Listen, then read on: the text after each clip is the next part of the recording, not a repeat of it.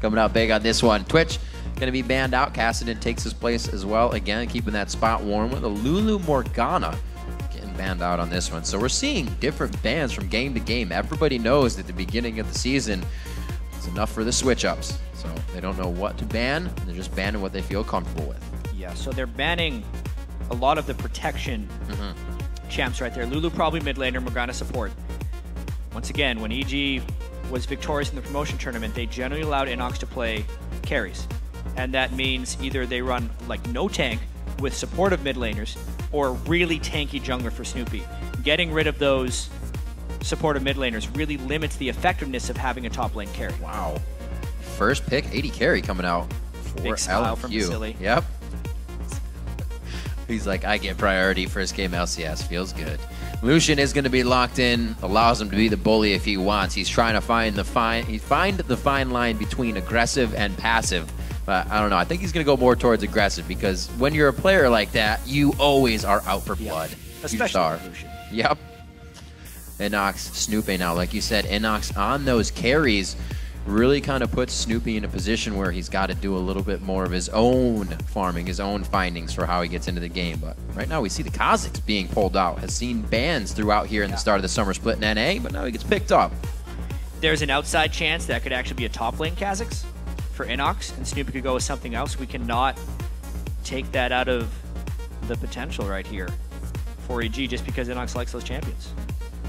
Not a lot of junglers focused out between these two teams. You got even there. But other than that, quite a lot of high-tier jungle being left up. We do see Shyvana being picked up as well with XiaoWeiXiao's LeBlanc. Terror in the mid lane right there from him. Yeah, it's actually a little bit outside of his normal champion picks. The supporty ones, He would do the Nidalee or the Orianna, things that can just get a lot of CS, reliably wear you down. LeBlanc requires you to be a bit more of a playmaker, but taking those legendary farming skills from the mid lane and putting them on LeBlanc can be strong. This is the Pete Parade right here. Man. What's he going to pick? Urgot? Kog'Maw? One of the two, right? Kog'Maw is just like a plushie for LeBlanc to attack. I know. A pinata, man. so to speak. It's already got a hole in it, the pinata. It goes down so quick. They're going to leave it up. He's going to make us wait. Final pick 80 carry. Elise and Kayle. First pick 80 carry to last pick 80 carry. Kayle, as we saw in last game, Link did spectacularly on it. She has been wreaking havoc all over the place, especially in solo queue. But now taken to the NALCS. NALCS actually feels to be the league with which solo queue picks can make it in as quickly as possible, and then they filter throughout the rest of the LCS or pro leagues. Right. Justice was rocking on it the other day. Kayle's definitely had some good play time within the LCS on both sides of the pond. Vasilii picking up that Lee Sin, and we get a Leona to come in here, so it does spell aggression for that bottom lane. Yeah, that's a lot of going in. Not too much of going out. Everybody has to dive in. Yeah. So that probably means there's a mobile AD carry getting picked on the other side, or Urgot. One of the two. Or Urgot, because they'll swap the in guy. Oh man, we'll have to see what they decide to go with. Still got a few up. You can be safe with Kate. Graves has been seeing a little bit of playtime as well, but you're still kind of in or out of the fight with him. They are talking it. Krepo says, what do you want, Pete? I got it for you. Really? He typed in Kog'Maw. He typed that in, so he's going to have to delete those characters or select with the mouse. No, he locked it in! Giving the fans what they want. Even though, honestly, it looks like a tall task for the Kog'Maw to do. Well, they do have intervention, so they can protect the Kog'Maw in that sense. And it actually was the top lane Kazakhs. This is a team of squishy assassins. They need to get far ahead early in order for this stuff to work. Otherwise, they should probably get wrecked. An early game later team fights. Not something we see every day. Nope. One last hurrah here for Pete and Krepo. Trying to go in strong with this one. They really... It's not a nothing to lose game, but it's kind of an all-out, as any game would be. But if you haven't played against LMQ, watched them, seen them, obviously they have, but it's still going to be testing the waters throughout this entire game, even for us. We haven't seen LMQ here on the LCS stage. Expect lane swaps. Kog'Maw against a Leona Lucian lane is something they absolutely want to avoid. I wonder whether LMQ is going to be shooting up towards the top lane to try and meet them there, but it's going to be a lot of the early game invades and stuff. That chess match early on to try and get the right stuff. Well, the teams are loading into the game. Game 3 is about to get underway, so let's take a look at the voting. According to LOLesports.com, 75% of you think that LMQ will win and come out on top of this game. You can also share your predictions throughout the game by tweeting hashtag LMQWin or EGWin to @LOLesports. Make sure you get your votes in as the games go, and Yellow Pete starts getting out that living artillery. Yeah, well, with that Kog'Maw pick, right, does the EG chance increase when they probably have a very good overall win rate with Kog'Maw throughout the history of their competitive career? They just haven't picked it much lately. There'll be a second before we get in that game. You can see Krepo having some quick issues. Getting to recreate on that. Ackerman as well. NoName. There's all the way down the line. LMQ still talking. We've actually asked players, you know, what is this portion about? If there's a pause, if there's a lull before the game, your adrenaline's like right there. You're about to start your first LCS game, and then it's like, hold on. So you kind of just wait, discuss. What were our plans? What are our plans? Do we have something to do at level 1? Like I said, Millennium put something on the plate right away. They got the scrying orb, they went to Dragon, and they tried to get a hook into the bush. If it worked, then they would have been up and up, but not. So we'll see if EG, a team that does like to do things early, as Curse does, a few teams in the LCS do. And when EG gets a lead early, Riv, they generally were able to win games last split. That's one of the big ways they're able to beat Cloud9 Tempest as well, with some good early game strategies. That's also where you pretty much want to take down LMQ as well, because they're tremendously skilled at snowballing against games and teams, playing many inferior teams in the challenger scene to them, because they were just the kings of that league. They were consistently able to just bust ahead of teams and try and rush them down early. A lot of people have been saying LMQ is beatable in these scrims. And a lot of the players think they'll finish middle of the pack. A lot of the pro players we've been chatting with, they figure it'll be a little bit past third. If they can get third, then obviously LMQ is showing stronger, but who knows? They could still go all the way. Depends on how they see the teams throughout the season. We got to remember, Team Solo Mid struggled in the middle of the last split because of the patch change. That could happen to any team during any split. Yeah. These LCS seasons are a marathon. 28 games against each other, and you have to consistently adapt to the changing game. It is just the way League of Legends is. It's always been a changing game. It will continue to be a changing game. It is as much about how good you are in a current patch as you are at adapting to future patches. Right. And everybody's got to adapt. It's not just your team. Yeah. It's actually very interesting. I got to talk at the All-Star. I got to talk with a lot of the Korean players, Mad Life, Shy, and Faker in particular, and I asked them kind of how they adapt to the changes and what they think of the game changing so quickly. And they had a very professional answer. They just said, everyone's playing on the same thing. As soon as a patch comes out, you have to just find the new best strategy. There was no, oh, it's too fast. It's like, because it's the same for every single team. Right. So it's still the equal playing field, and that is part of the competitive landscape. And I think the thing that is an advantage there is when you do have the winning strategies already, you can instantly try those again with that precision, and you can say they work or they don't. And see the parts that work well, the parts that don't quite work well, and where you potentially have to change. Then you just make the quick changes, especially, and even Korean teams say that they do look at other teams. They, you know, you've heard them multiple times talking about Meteos in the jungle, watching Cloud9, watching other teams. So it's not just them formulating everything for themselves. They're taking and they're modifying. Yeah, and with overall playstyles, trying to take and modify them. LMQ is now an American team. They've been playing in this ecosystem for 4 to 6 months. How much of the Chinese playstyle are they going to carry with them, and how much of it is going to be the North American influence? Right. They still have a team that is forward-based. Yeah, exactly. It's your face. We'll have to see if they decide to go past the turrets as Royal would have, as we're kind of talking about Chinese teams. We are into the game. LMQ coming in versus Evil Geniuses. And we are on to the Rift for Game 3 as the players make their way off the fountains. No irregular trinket buys here. Going to get the early wards out. And no consumables in the mid lane either, so it looks like we could get a good back and forth here. NoName. A little BM there towards XiaoWeiXiao. Well, he started with his Sonic Wave. He had to see where he was. He's got to look for his own teammate. Many a gank may be happening for this LeBlanc. That LeBlanc versus Kayle matchup is going to be so critical. But more critical is the way these early game wards and invades play out. LMQ very defensive early, and there's a chance EG just stands in that brush for a while, maybe until about 1:30, and then tries to late invade. Very much closer. So it's just Snoopeh. Oh, they couldn't even get it. If they were all waiting in the same brush, they would have killed it instantly, but now that invade path is ruined. Good ward coming out very early. That's going to be coming in from Ackerman, so he gets himself back to safety, and they say we do not need to put ourselves in a bad position here. I think this might be the first time we see a team stay on their own side completely.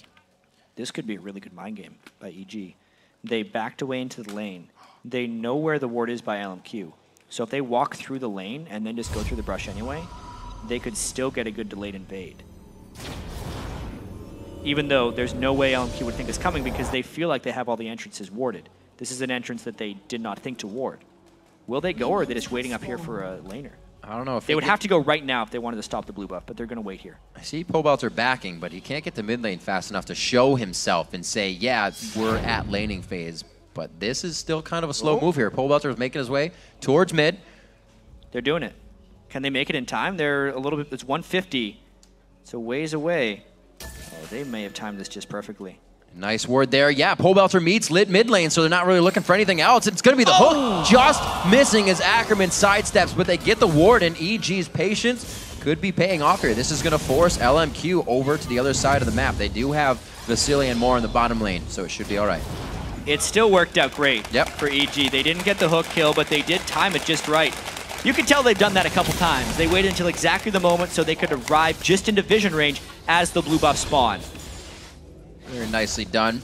Not too much of a one-up just yet. We'll see where LMQ goes after this. We are going to see that buddy system coming into the jungle here. Something we've seen the majority of the teams do throughout Game 1 and 2 of the NALCS. As the gold is dead even to start this one off. It's going to be Pobelter pushing the lane in first, getting that level 2. So XiaoWeiXiao is forced to farm here. Pobelter needs to watch out for the Lee Sin gank because he knows that their blue buff is getting invaded. So it's actually it's a nice tell of the side he needs to cheat on in the lane. He does not want to stay towards that, I mean his left, but the viewer right side of the lane. Good guy help over to NoName as Ackerman continues to soak up that experience. And see that, again, another team that doesn't super share. They go ahead and take whites by themselves, and then the red by themselves. Lane swap that EG kind of wanted. It's going to mean a lot of 1v1ing here from Pobelter and XiaoWeiXiao. There's a good silence. He throws down the heel to get a bit of that surge and movement speed. But XiaoWeiXiao knows he still has a bit to rebuttal with on the attack. Interesting how Pobelter actually has 2 points in E, 1 point in heal, and no points in his Q. The Q is the main trading tool by Kayle, mainly in lane. Pobelter going for the lane shoving more so than anything else early on. Trying to keep that XiaoWeiXiao from farming too much or leaving the lane and getting kills on what would be that very squishy yellow Pete as the game comes to it. Good damage on the top turret here. They're going to have a bit more, 4 more shots to get through the turret on that one with the minions they have. Vasilii's doing the same, but he's getting solo experience down here once he gets those minions. Yeah, this is what a lot of teams have adapted to doing when you have these extended freeze lane swaps, is it makes your AD carry, especially someone like Lucian who has pretty good bases on his spells and relies pretty heavily on levels sometimes, give him more of that experience and then hope to create action elsewhere.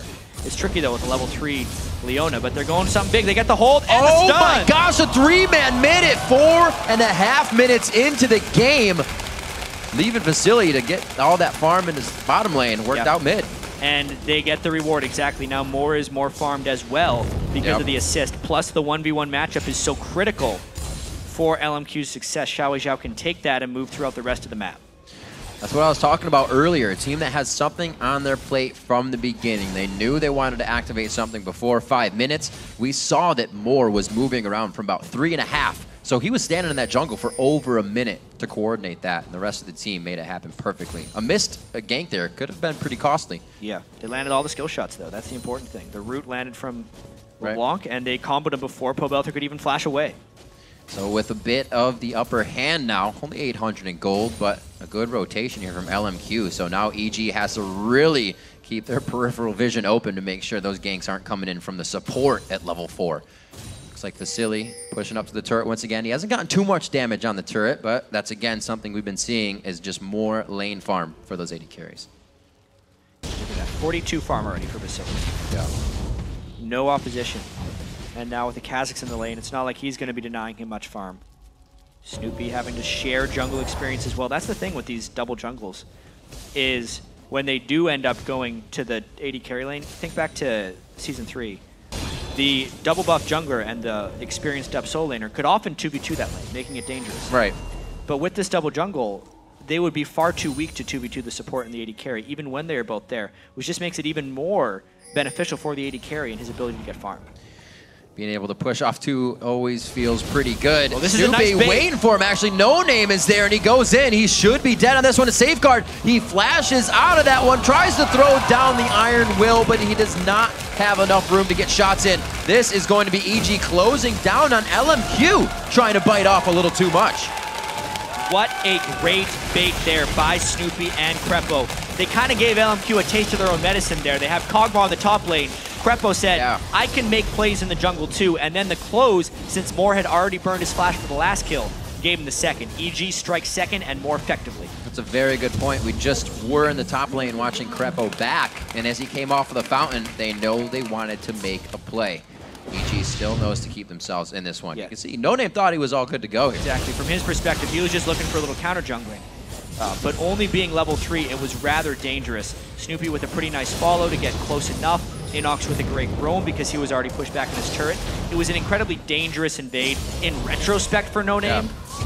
And a battle in mid. Whoa, XiaoWeiXiao not very low!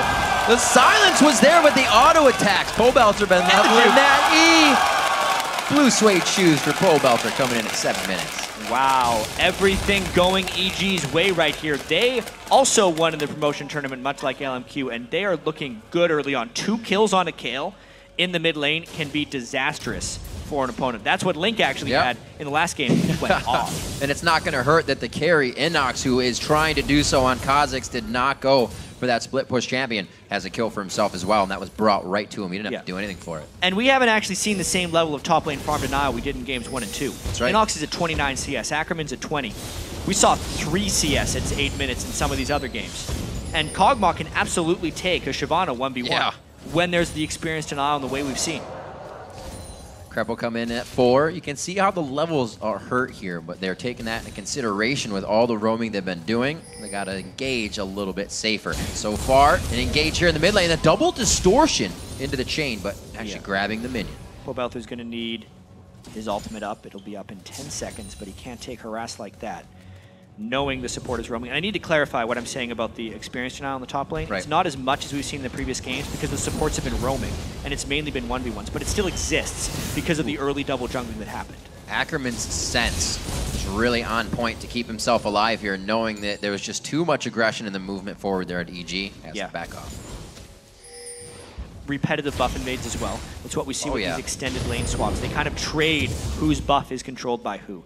You can see EG's actually pinging the blue buff right now. Trying to move in, leaving Yellow Pete up top once again to get himself farm, and we'll see what Ackerman can formulate here.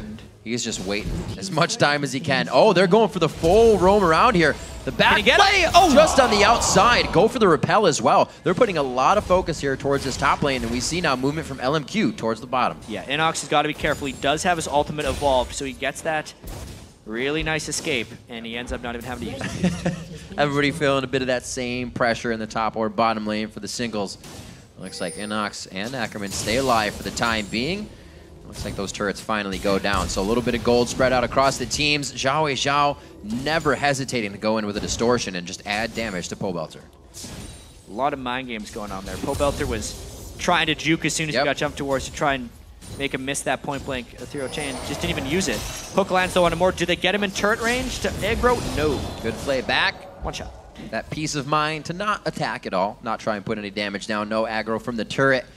Very, very close game. It's still that 800 gold lead that we've been seeing throughout. No real items have been finished either. Super low farm game here as the rotations have just been taking over. XiaoWeiXiao still trying to put pressure in that mid lane and get use of that blue buff.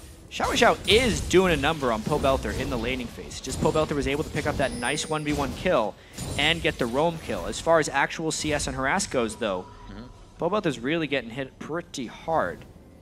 No blue buff to speak of either, so his heals can't keep up with the harass of XiaoWeiXiao. And he's been in constant pressure. His flash is down, his ignite is down, intervention came up a few seconds ago. He's been constantly using those, and LMQ has been making sure of that. They do not want him with any other extra advantages as they come into fights, which I'm surprised they haven't pressured yet. We haven't seen too much towards Dragon as teams, but now with 2 minutes, we may. Yeah, the early Dragon, of course, an easy pickup. InnoX continuing to get a lot of experience. A nice timely teleport there, even though it'll be down for Dragon. His farm is a priority for EG. They need his Kha'Zix to be farmed. They use him as that top lane carry. So a nice teleport right there. Back to the matchup. Duos in the bottom lane. Krepo trying to get an early ward. Is this going to cost him? A good rotation here and a read by Snoopeh, but NoName is trying to do the same thing as they go in. Krepo taking a lot of damage. The dash forward. The shot's hit, and he dashes back for the calling to continue onto Yellow Pete. Great mechanics coming in from Vasilii. A nice shot on the solar flare. A double kill coming in. They're going to chomp down right onto Pobelter, and across the map, EG starts to fall. LMQ flipped a switch, turned it on, and they just went for it at that point. Krepo got a little bit too aggressive. Moore knew he was close to 6, so if they got the first kill, it was almost like a reset. He could skill up his ultimate very quickly and go for more. What a nice move. Check this out, even though there's a fight there. Missed the mid lane fight. They just burst him through the shield, basically. They got a lot of damage down beforehand, and they just caught him moving towards his lane. There's been so much in that lane for Pobelter. Everyone has had their hand at trying to take down Pobelter. That time was Ackerman's row. Simple mind games, and you see Pobelter's flash had just come up. They took it down again. InnoX using the stealth to get out. Have to wait that extra time to use it again, but he doesn't even try. Gets himself to safety. Quite low mana there, and he'll probably be backing. 20 seconds left on the Dragon. It'll be good to have InnoX for this fight, but teleport is down, so he's going to be running his way down towards that Dragon pit. And his ultimate's down. Yep. So he's not near the effectiveness you would want from a Kha'Zix. Little baby jump with no stealth isn't too threatening in the Dragon fight. Ackerman going without teleport as well. Oh no, Krepo gets hit again, but can he dodge enough stuff? Close. Why does he need war control over there? The Dragon is what they actually are worried about right now. He needs to get in position to the Dragon, get his pink ward down in an important spot, and use that to try and bait out hooks. Slowly hatching this ward. Morris doesn't even know he's sitting on it. Krepo looking for the hook, but they don't have the follow-up on this. XiaoWeiXiao in the face of danger, trying to bait out a few more attacks here. You can see NoName and the rest of the team just off on the wing, but EG is setting up for this as well. The Dragon fight about to come in. And Vasilii with his Bloodthirster is very scary. It's not a complete item onto Pete yet. No Blade of the Ruin King on Kog'Maw. Vasilii cleaned up this fight. He would effectively put his own stamp on this game for carrying. It's going to be about who gets a catch. Can you only get a catch? Can LeBlanc burst down a target, or can Krepo land that death sentence on a squishy target? They're trying to get the hooks out, trying to get the cocoons in the right spot. The follow-up just does not seem to be there. There's quite a bit of gap closure. The rest of the team can't follow up right now. The Yellow Pete on the backside, only with unfinished Blade of the Rune King at this point to the Bloodthirster, so that's going to be tough. Once Yellow Pete does get items, he'll be a force to be reckoned with. But right now, like we said, just a pinata. Yeah. Squishy squish. No Athenes on XiaoWeiXiao yet, so mid laner's not hitting huge damage breakpoints. Getting the blue buff onto Pobelter was very important there as well. You can see a very close steal attempt by NoName. LMQ starts the Dragon in a very aggressive fashion, forcing EG to move in there. EG is slow to respond. This has given InnoX time to get the ultimate back up. There's the solar flare right onto Yellow Pete. A flame back off of what they tried to get down into the back line. This is good damage coming from InnoX. InnoX turns now, more in his face, but he goes for Vasilii, trying to take down the 80 carry right away, and beautiful focus from Evil Geniuses in this Dragon fight. But XiaoWeiXiao now makes himself present, misses the first attack. The heal comes out from Vasilii, and EG dominates the Dragon fight. 3 for 0 for EG right there, and everybody very low. They traded damage exactly how they needed to. They retake the lead in this game as LMQ got dominated in that team fight. They forced the Dragon, which does put them at a bit of a disadvantage because they're taking the damage. And watch how, even though they landed the solar flare, the follow-up was crushed by Krepo. The play and the box, the threat was huge in that one. And also, Pobelter kept LeBlanc out of the fight. LeBlanc had to walk all the way around as Pobelter was fighting in this one. So not only did they get the play to stop the initiation, they also stopped LeBlanc. They protected the Kog'Maw and made it work. Great play, leaving LMQ to flash away there. What I thought was really LMQ's fight to be on that one. We know LMQ for being a team fight team, coordination in a team fight, but EG being down, able to come out big there. Now 15.5 in, 6-4 with that Dragon. They don't grab a huge amount of map pressure, but they do know the fights can go in their favor, so that'll give them something to think about. They're team fighting quite well right now. It will be interesting because they don't have the true tank, and Shyvana will turn into one. How quickly they can shred through the enemy tank to kind of equalize the battlefield there.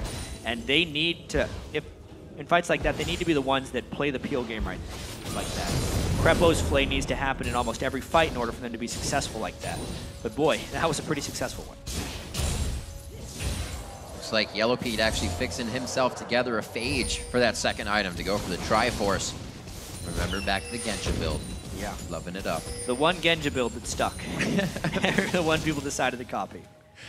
He's 1-1 and 2, picking up that kill, help him finish his blood. And it helps Kog'Maw because he is so immobile in the first place. With the Blade of the Rune, that enhances it. The Trinity Force will do that as well. And he actually has a lot of spells he can use in between that stuff to get the Trinity Force procs out. It is good, also considering he does so much damage from his skill set as well. There is logic behind this Trinity Force Blade of the Rune King Kog'Maw build. Krepo getting himself maxed out on HP as much as he can. Ruby Crystal going in with the Giant's Belt, so he can get himself in for some initiations. A lot of front-end burst damage coming from XiaoWeiXiao with that Deathfire Grasp. He knows that the intervention is going to be there, but the silence is on! Can they finish this one? It's only going to be another shot. Oh, the Q doesn't activate it! He was not leveling his Q throughout the game. Yeah, he is the weak Q is what he has skilled up right there. Maxing E instead, as a lot of the Kayles that go Berserker Greaves for the Hurricane build do, just because they want to wave clear and get the farm, but it costs him a kill right there. So close. XiaoWeiXiao limps away from the fight happily, and he's able to start that Unthian's Unholy Grail for himself. The Chalice being picked up. He's got 40 CS lead about in that mid lane, and Pobelter was just trying to get something back, but the cookie crumbles the wrong way. Yeah, 2-level edge now for XiaoWeiXiao. Yeah, that's Pobelter. InnoX, though, very farmed on the top lane. Going to be trying to get that Hydra completed fairly quickly. Krepo gets jumped on. Where's the follow? Wow. LMQ being very LMQ-ish for a second. Trying to go hard right under the turret, under the nose of EG. Yeah, it doesn't give him a turret, and it does basically trade ultimates right there. Or used a lot onto Krepo. Krepo did have to burn everything, but no turrets, so I'd say a slight edge by EG. Every time EG actually wins these big team fights, LMQ is coming back in the rest of the game. So it's kind of like the laning phase, and the general play of LMQ is better than EG right now. But the team fighting and the clutch moments are going to EG to keep them in the game. That means as soon as EG loses one team fight, they're most likely just going to lose complete control of the game. It's big. When you think of LMQ, you think of solid lanes. XiaoWeiXiao in the mid lane. When does he lose that in CS? When does he not get the first kill? Oh my gosh, instantly popping down, as I said, Pobelter in that situation. He knows what he can do. Pobelter just tried to do that himself and wasn't able to, but XiaoWeiXiao knew he could do it the other way around. Just for a ward as well. One other look at this, landing every single spell right there. DFG first before everything else. Perfect. Procking the sides, then the last detonation of the Ethereal Chains finishes him off. It's going to be one of those things you get a GIF online to show every little moment of slow it down. Point here, diagram here, add and subtract. Looks like the turret in the mid lane is going to go down. That's only a few shots coming in from the rest of the team. The Sheen proc there on Vasilii. Actually, I think it's just a normal shot. And they won't be fighting this one too much. XiaoWeiXiao in the bottom lane with Deathfire Grasp down. I mean, he's only a few seconds away from being able to kill Pobelter again. You got to be very careful. Pobelter would have to ult almost immediately before the silence kicks in. Making it a very difficult, stressful moment for him. 3 kills on Kayle, but the fear of LeBlanc. Seeing what EG can formulate. They are putting their pressure in the mid lane with InnoX on a little bit of roam. They're saying he'll catch somebody on the rotation. Well, right now, he's only got Ackerman to mess with in the top lane. Right now, they're both level 11, and it's going to be an all-out fight. Looks like Ackerman tries to go for broke in the beginning and realizes that that might be a bad idea. Goes for the flippy-floppy flash. Yeah, a very early flash. His ultimate was still up as far as running away. I am confused as to why he would use that flash so quickly, because Shyvana's ultimate can be charged up very quickly elsewhere. But he keeps the ultimate, meaning he better use it almost immediately in the mid lane if he wants to make that flash worth it, as if he was saving a cooldown. But he kind of needs to go back top to stop InnoX from farming. Great win there by InnoX. NoName looking to head mid now with Ackerman. Good damage from YellowPete. He activates that Bioarcane Barrage to get extra damage out, or range, I should say, on the turret. And it looks like they're going to be able to take down top. No Ackerman with a good rotation over here, and the wards keep InnoX safe. So EG pushing themselves into the right spot, getting good forward wards down, and LMQ is only left with getting these picks off, like XiaoWeiXiao in the bottom lane, and they're not really grabbing turrets off. A split pushing LeBlanc. Yeah. You know, not going to finish a turret, but definitely going to stop other people from being able to farm that lane. It's kind of a long game strategy where you're not trying to get turrets, but you're just trying to gain gold on the enemy team. And that's kind of what LMQ has been able to do outside of the big fights, always gain gold. But with only 2 turrets down in 21 minutes, you can see the negative effects of that solo LeBlanc. Still back to farming. Nobody's really trying to put pressure on anything. Dragon has come up now, but we have 2 members top lane, NoName and Ackerman. He's already put Burnout to get himself over here. They're running down to Dragon. Yeah. And the Dragon is really what EG has to do. Because I really like the strategy of LMQ with LeBlanc as a split pusher. It's against the entirely squishy team of EG. No one can actually go into that. Normally would send a tank against him and push him right out. EG doesn't have that option, so LMQ is taking away their strategy, and they make it to Dragon in time. Get there quite fast. The vision from Sonic Wave. No resonating strike to connect on that one as LMQ wants to keep themselves in position. Remember, this was the fight that cost them the lead last time, but they've got too much position here as they move in. Yeah, last time Pobelter was able to keep XiaoWeiXiao out of the fight. That time they did not have the vision control to safely go and check, and LeBlanc could LeBlanc people if they walked through, instantly kill another one, and they end up giving up the Dragon. For a second, I thought that purple wave was a Kha'Zix. I was like, where'd he go? He disappeared. But he's going to top lane. Still pretty even levels across the board, except for what we were saying in that mid lane, 14 to 12. That's why Pobelter has really been focused by XiaoWeiXiao in that bottom lane, but they go back again. EG's not ready to force anything, so back to lane farming, back in to let InnoX do what he can. Kind of hit like a wall here from getting so big and hasn't been able to finish these items. EG has lost control of this game in a sense. Even though they were able to win team fights, they just haven't been keeping up with the lane pressure from LMQ. Yellow Pete and Krepo in their last draw. You know, how is this Kog'Maw going to be transitioning? He almost got his Trinity Force. Pobelter's a little bit struggling because of the kills from LeBlanc that have been putting down on him. And there's the, oh my word. Oh, from the outside, Ackerman comes in. Krepo gets chewed up right away. InnoX doing what he can. Thinks he can get into XiaoWeiXiao. They throw the intervention out perfectly onto him. But are they trading enough damage back? Yes, they are. InnoX very close to going down. No ignite on him, and he's able to get away. Sonic Wave just missing as they take down Yellow Pete on the backside of that fight. Snoopeh back and forth. XiaoWeiXiao does not go down to the Acathian. Surprise, gets himself to safety. Snoopeh goes down after he was trying to get to XiaoWeiXiao, and they put it perfectly. Yes, they have the team fight capability.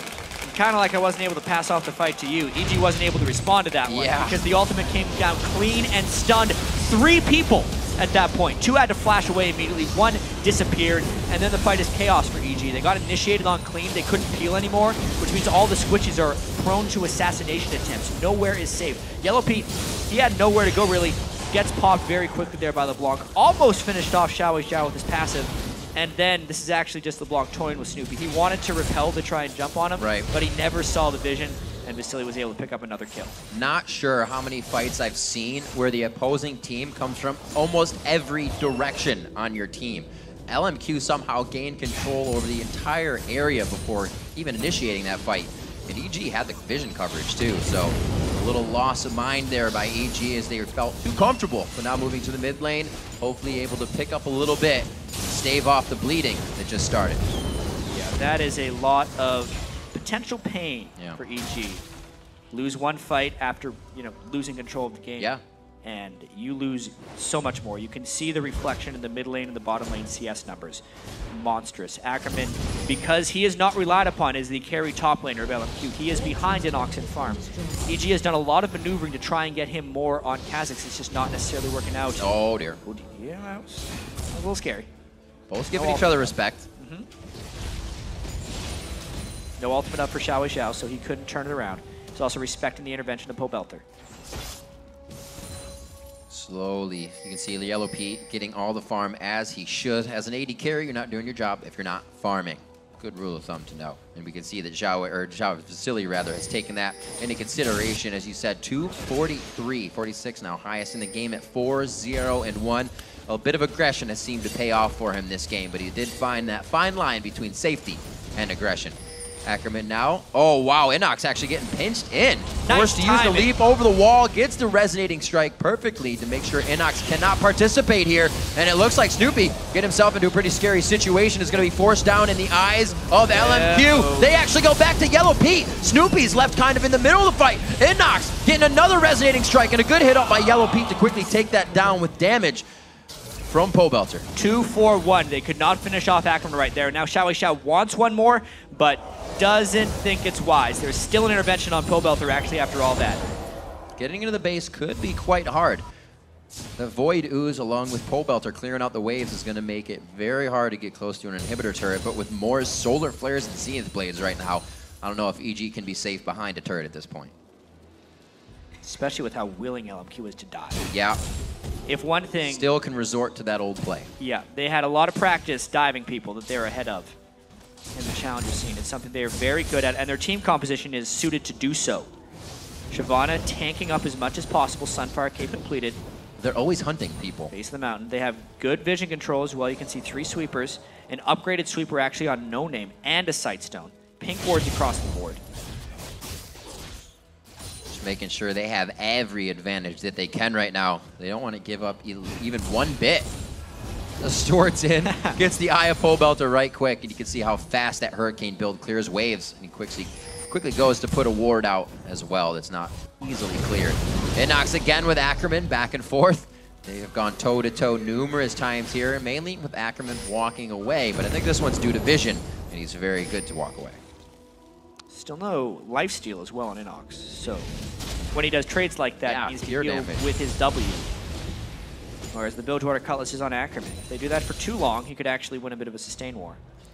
Ooh, this is going to be big. Is the silence there? The intervention actually takes off that burst damage from the front end of that second activation. It looks like XiaoWeiXiao's left with just a bit of damage. Ackerman, like you said, if that is an elongated fight, he could be able to come out on top. A 2-second wait on that invisibility now, and it does cost InnoX's life. Ackerman takes him out 1v1. InnoX tried to make a play. Yep. The team itself was down thousands and thousands of gold. He was being relied upon to be a carry top laner. When he can't take down the guy he's ahead of in farm, it's probably time to call it. At that, I mean, EG wants to make a big play, but that's why InnoX wanted to try for that. He knew he needs to be able to win that matchup for EG to win the game. He tried, and he failed. We're seeing Snoopeh as well, far behind NoName and CS himself. Snoopeh having to build tank. He can't really put any pen in the build like an Elise would, so can't really help InnoX with these fights either. A lot of synergy coming in from LMQ around the board. Winning lanes, even if they didn't, they're able to win the fights now. And it seems like they're coming out on top. 13-8, coming up on 29 minutes, I should say, with a 7,000 gold lead. And LMQ is being quite definitive. They haven't really backed off. Yeah. They've been taking things when they can and pretty much are on course to end this one. Yeah, we think all the way back to the start of the game. They were the first team to roam. They initiated a mid lane war. Level 3. Yeah, mid lane roam. They did get a little bit punished for their over-aggression, which is going to happen with a young new team that likes to play very aggressively. You need to find your windows with which you can aggress safely. And honestly, the most aggressive teams do make unsafe calls every once in a while, but the fear that they instill in the other team is often worth it. Adapting very well to that one-game play. The best of one. LMQ looking now to bait out the Baron Boogie. We'll see if EG kind of wants this. Snoopeh's going to get hit up quite hard. They deliver that early damage to get just that bit of advantage on the fight. You saw that hit onto Snoopeh. Not even a priority target was enough for them to activate. Well, if they're actually going to be threatening the Baron, having a low health Elise would be ideal. With the Kayle heal, though, it's not that realistic. They're just trying to get vision control. Look at all the wards they have on the outer ring of the Baron pit, which actually tells me that LMQ is looking for a peel fight if they go back to Baron, not to do the Baron, but to jump over the wall, because everyone on their team can jump over the wall and get a fight. Talking about that earlier, it is a very scary but very LMQ-esque thing. All in. Everybody go forward, not backwards. Right now, they may have to give this one up, but Ackerman goes forward before he goes backwards, and they are still actually going forward. Might go. The close in here from the left side. XiaoWeiXiao off on the wing. It could be very big, looking for a solar flare, but nah, they're just gonna, whoa! They are gonna try for it. XiaoWeiXiao, I thought, would have come up towards the whites and made his way in, but they're a little far back on that one. The solar flare used out. Solar flare for flash is basically the trade there. That's one thing with Cogma. When it flashes up, you can avoid it, but if it's down, it means the next one can get him. Flash a much longer cooldown there than Solar Flare. Solar Flare is going to be up in 41. Flash, of course, is a 5-minute cooldown. So it's also good. A little bit of a mismatch. A tough fight for Yellow Pete. So low on mana. Kog'Maw shreds through his mana once he starts using your Living Artillery. Always trying to activate that Bio-Arcane Barrage. So we'll see how much effect he has in this fight. Level 16 to 15, Pobelter's kind of brought himself up in that. Ackerman in a good spot. He's going to try to get an attack on. Blade of the Rune King, no, the Cutlass goes down. Tries to activate a Yellow Pea with the intervention. The lock is still on time with the intervention save, but the follow-up is too much. LMQ going hard, throws the fake out down to the bottom side. Pobelter goes down and LMQ makes a push for the inhibitor turret. InnoX had actually roamed bottom to try and get a push going to take advantage of the large minion wave down bottom. But it just backfired because LMQ was able to reach EG at that point. They thought with the Lantern they were able to get clean, but LeBlanc just chases too quickly, too many dashes, and now they're on Baron. Snoopeh, he is alive to do it. The Volatile Spider goes out, not enough vision. Baron going down, but it looks like they're going to back off of this one. It has too much HP. Krepo takes a big hit up. He gets her. The flay into the hook. Krepo flashes, but the culling reaches him just on the tail end. InnoX trying to get out of this one. The movement speed coming in from the ult as he goes Viz. And it looks like they're going to be able to go back to the Baron. One coming up, which means Pobelter won't make it in time. That's two still down. I mean, that was one hell of a play by Krepo. Yeah. But the situation that EG was in was a disaster anyway, so I don't know if a great play doing a bad thing is still a great play. Right. It could just be a bad play because you lost anyway. They were able to kill XiaoWeiXiao, but check this out. He actually interrupts him mid-dash towards him with the start of the play to stop the assassination, and then he hooks him and pulls him in beyond the cocoon from Snoopeh. So it wasn't perfect. But then the rest of the team gets run down by Vasilii, who is now godlike. The Baron goes to LMQ, and they assume complete control of this game. Well, if this is any indication of what Vasilii's decision might be of whether to play aggressive or safe, I think the aggressive one suits him a little bit more. Yeah. 7-0-4 in the game right now, and he's looking to buy an Infinity Edge, not any defense. Doesn't feel like he needs it at this point. Nope. Because he's really, the rest of the team is playing so aggressive that he is completely safe without defensive items. No one on EG is really capable of reaching him right now because it's LMQ who is picking all the battles. EG coming into this game, as we were saying, Yellow Pete trying to make that last hurrah on his Kog'Maw to see what they can do. Maybe affecting the team here in the knowledge, but they are still trying their hardest. Yellow Pete 242 down in CS quite a bit, and Vasilii made sure of that. The whole LMQ team did. Now as they pressure the inhibitor turret, EG's indication of anything is going to be coming from Krepo. If Krepo can do it or Snoopeh can get a cocoon, that's all they got. LMQ sees it every time. And with the ultimate burned on Pobelter, it just means it's time to dive. More might look for the Solar Flare. Minions are out, but they're still in the turrets. That means they want to go. Baron's keeping him quite strong and healed up here. I'm sure Ackerman's going to be diving in quite soon to this one. The play goes out, and there goes Ackerman. Dragon's Descent into the fight, quickly taken down as Krepo. He can no longer give shields or support to the team. Yellow Pete is taken down, and candy flies everywhere. The Pinata has been knocked out, and it looks like they are going to be able to end on this one. 40 to 50 seconds on those death chambers. LMQ sits inside the base with a wave right on their heels. What a nice debut into the LCS for LMQ and Vasilii. 9-0-6 on Lucian. They destroy Evil Geniuses. Start their season with a win. Very nice job. It's going to take just about 35 minutes for LMQ's first win here in the North American LCS, and they do take down the Nexus versus Evil Geniuses. That is that for these guys. 21 kills. They did have a few missteps in team fights. But that shows that their adaptation is spot on. Yes, their overall game plan. The way they were using LeBlanc as a split pusher to starve out EG from a lane for the entire game, and the way they systematically just dove through EG, baited out Pobelter's intervention almost every time, very rarely getting blocked from kills by that spell, and then just finished him off. We got it again. Ackerman with great dives into that one. The fight in mid lane, where LMQ came from every side, just keeps replaying in my head. I don't know how many times I've ever seen a team get closed in like that. Yep. It was almost like an ambush that was set up